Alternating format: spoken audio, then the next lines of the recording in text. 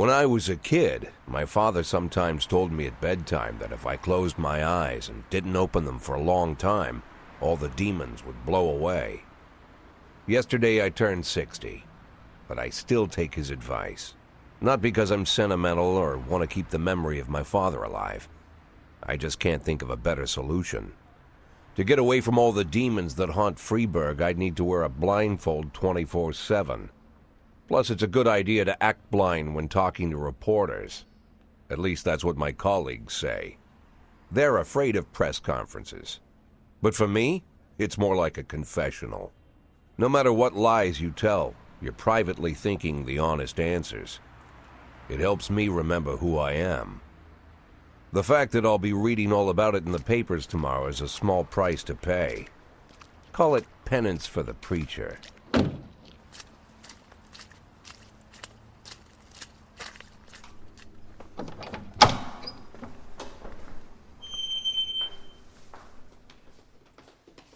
This is the first time I'm afraid of those answers my mind has given me. Not because I'm mad I'm losing my job. Though it's true, I'm mad as hell. Not because I subconsciously blame everyone else. Though I damn sure do blame them. And don't even ask me what my next move is. I can't imagine. But even that doesn't scare me. The worst thing is, I know I'm going to have to do something. I'll be damned if I know how far I'll go. I may have a lot of vices, but predictability isn't one of them.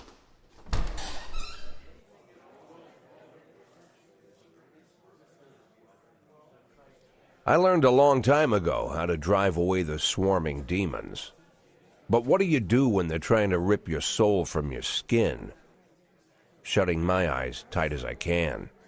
The best solution remains the same: play blind. I just hope the reporters think I was blinded by the camera flash.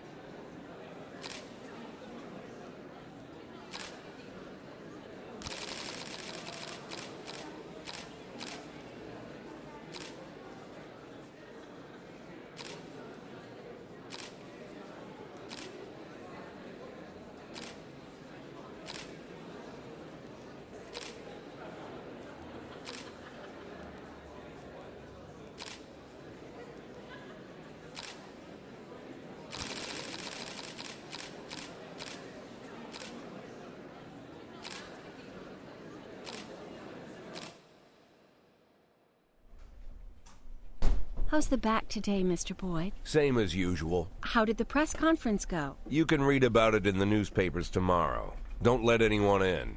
Even Mr. Kendrick? Especially Mr. Kendrick.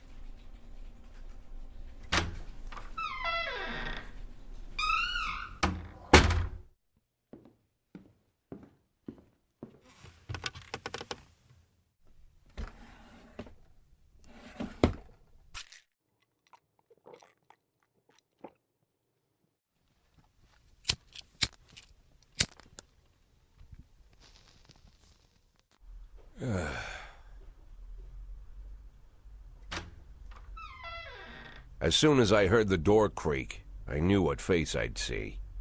When I tell Emma not to let anyone in, there's only one man it could be. Rude, arrogant, no warning. That's Mayor Rogers in a nutshell.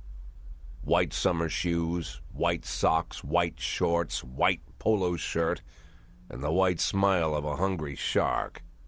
Mayor Rogers enters every room like he owns the place. Even the floorboards under his feet sound like they're creaking an apology. He never shied away from the odd corruption scheme. It's like the devil walks behind him. In the movies, the villains controlling the city play golf with the judges. Rogers plays tennis with them instead. That's about the only difference. Jack, I was hoping to catch you after the press conference. You ran away so quick. There's no smoking at City Hall. No reason for me to hang around. Well, this morning I signed a ban on smoking in all public buildings. Soon you won't be able to smoke here either. Soon enough I won't be here at all. That's what I wanted to talk to you about. The people of this city like you, Jack. The police chief of all people. Don't betray that, Jack. Don't get wrapped up in any schemes. Sit nice and quiet for the next 180 days, and you'll be remembered as a hero. That's the only thing that you still have left. Be the hero. Then how am I supposed to scrape together a retirement fund? You had a million chances to secure a luxury pension, one that even I would have envied, although I've never set aside any money for myself. I'm not planning to retire anytime soon.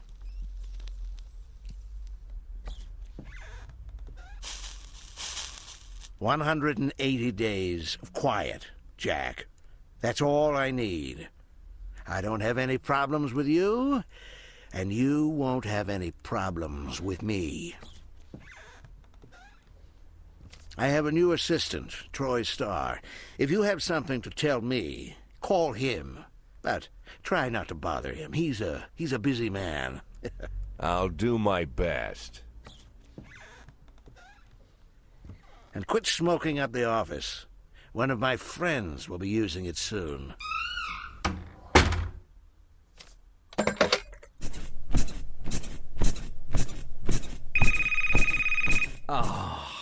I'm sorry, babe. Only the mayor has this number. Mr. Mayor? Yeah, is this Troy Starr? Yes? Go fuck yourself, Troy Starr.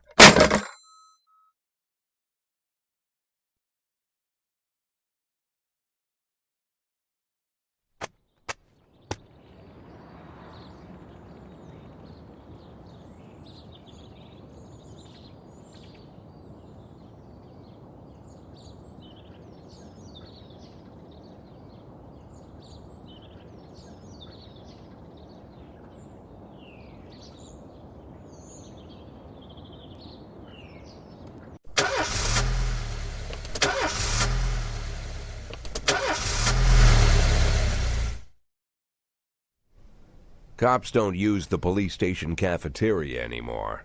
There's some kind of stigma against sitting shoulder to shoulder with your partners. Everybody just takes snacks from the machines or grabs a meal and hammers it down in the corner like a vulture on a corpse. The main thing? Don't look into anyone's eyes. Could be construed as an invitation to sit together. The only people eating here are ghosts.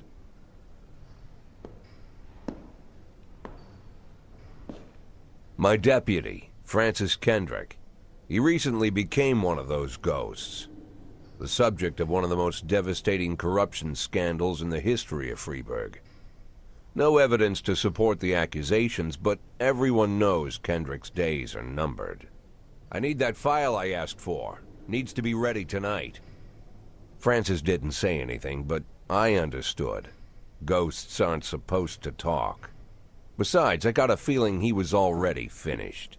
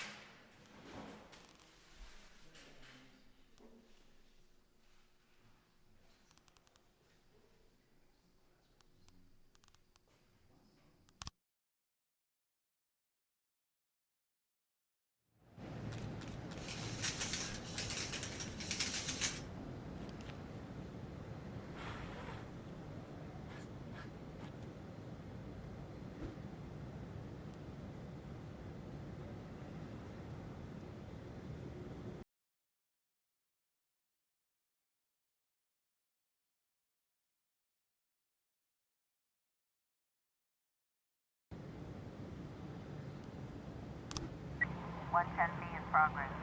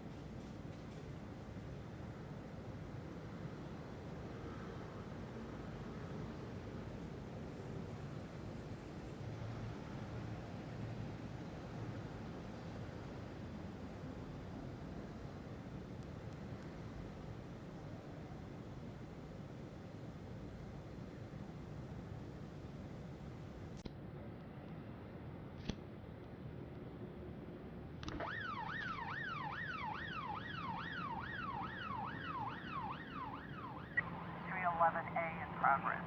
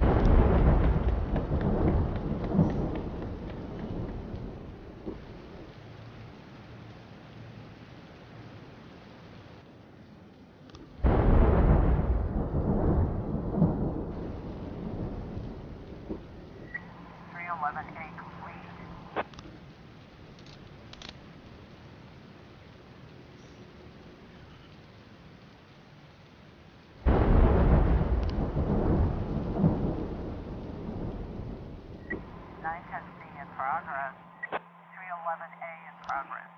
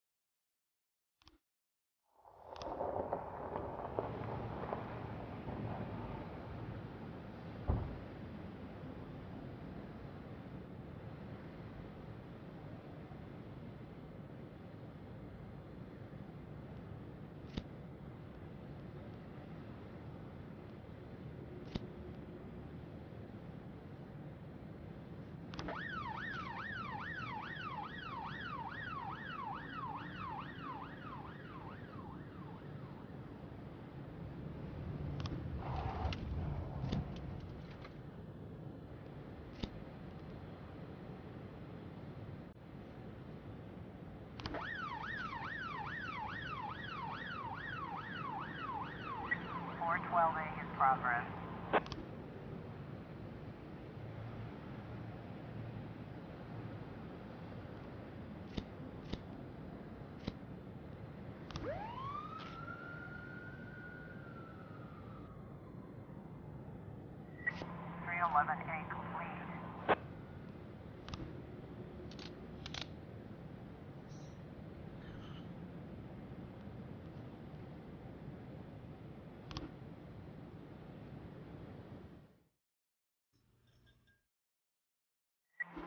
have a situation here.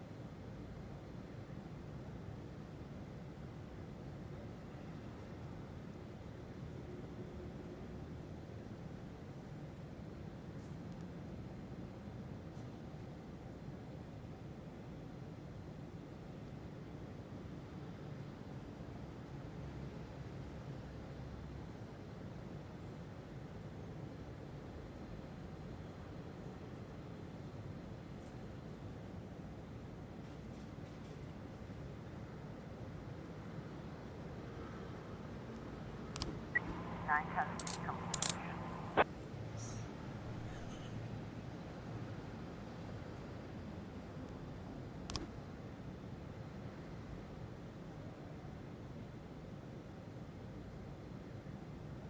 Four 12A complete.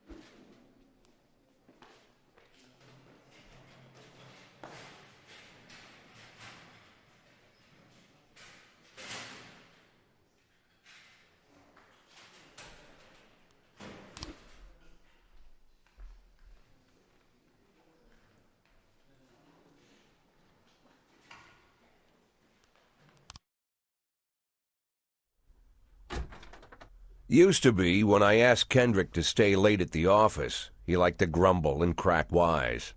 Nowadays, he doesn't have the strength for it. Slumped shoulders, blank stare, wrinkled skin. The past few weeks, I don't hardly recognize my old friend. In his younger years, he reminded me of a gallant royal officer in an old Kipling story. Kendrick isn't just crumbling under the weight of the public pressure, but from the shame of it all. Internal Affairs raided the library he inherited from his grandfather, hoping they'd find buckets of cash stashed in the pages. Heard about the look on his face, the fearless policeman standing helpless in horror. I've known Francis for 30 years. The past 20 years he's played loose with the law. And I know that at a certain point every stolen dollar brings more misery than anything else. Probably sounds crazy, but I sympathize with the guy. What can I do? Your friends are your friends, and these are the waters we swim in. Called all of the people on that list today. Now they know you're in business, so you could get a call from any of them. You don't need to worry about any of them. I've cleared them all. And what kind of business are we talking here? It's nothing too serious, just like you asked. Should be just a few small favors. Payments will vary depending on the situation and who you're dealing with. How much are you looking to earn? $500,000. $500,000? Why not a whole million? Because everybody wants to take $1 million. Figured I'd try something different. $500,000 in 180 days?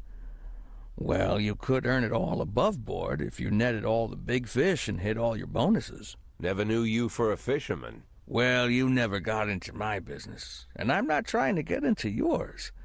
But be careful about bringing in any other cops. Sooner or later, they'll put the finger on you. And one more thing, Jack. I remember what you said, but I should probably add one more name to that list. Christopher Sand. Sand. Christopher G. Sand. Everyone knows the name, but few could tell you who he is. The old man stays away from the spotlight. Always wears old-fashioned jeans and knitted sweaters, gives to charity, rarely attends social events. An avid hunter, I hear, even dabbles in poetry. You'd never guess he's the head of the oldest and most powerful gang in the city. Goes back as far as his great-grandfather. And Sand is strict about following the old rules.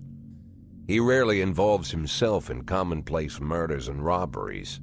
Hardly needs to intimidate anyone to get his point across. The people who work for him each have their sphere. They provide protection where needed, even work with the authorities when they want to make a deal. Meanwhile, Sand pulls the strings without getting his hands dirty.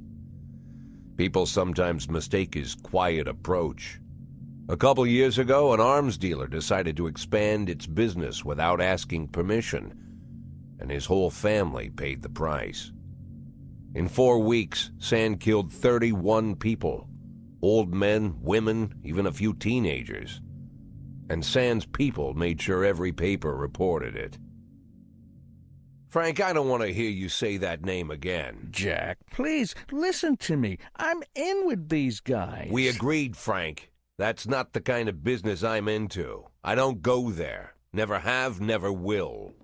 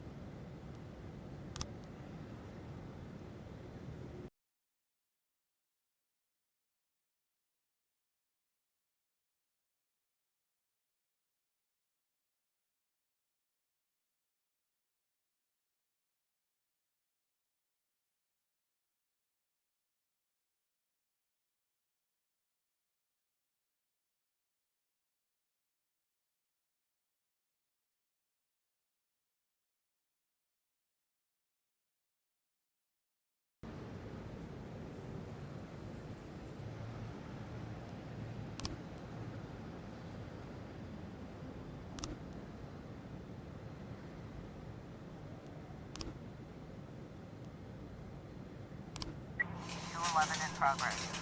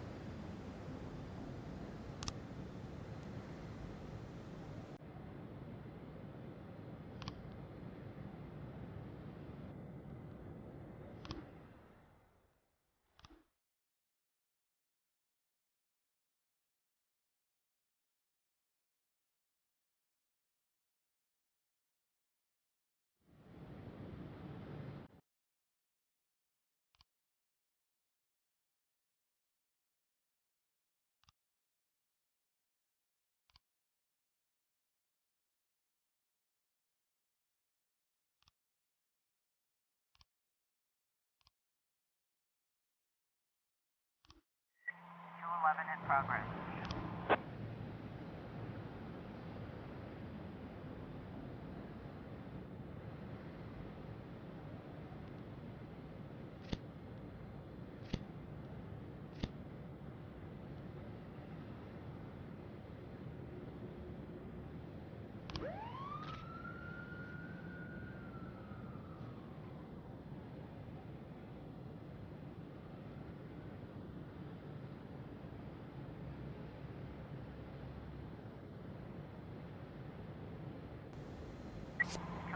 Complete.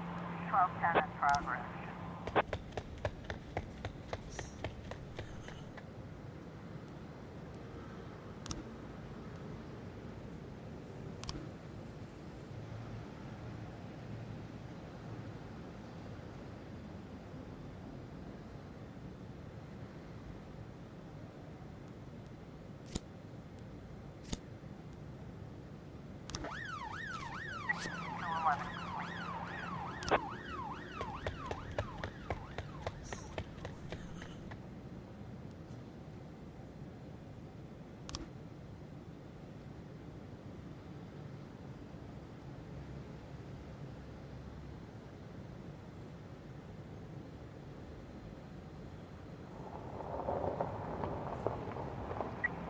Ten complete.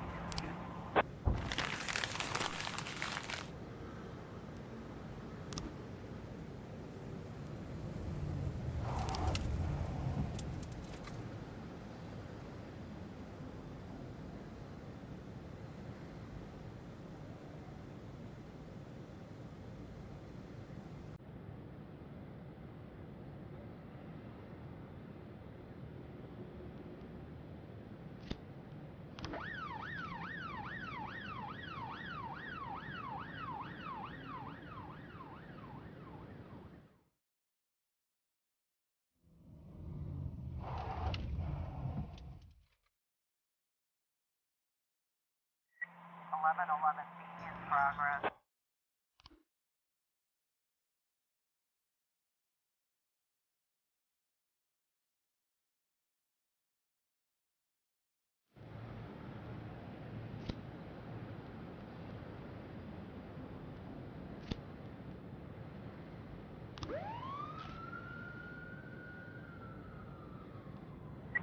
211 in progress.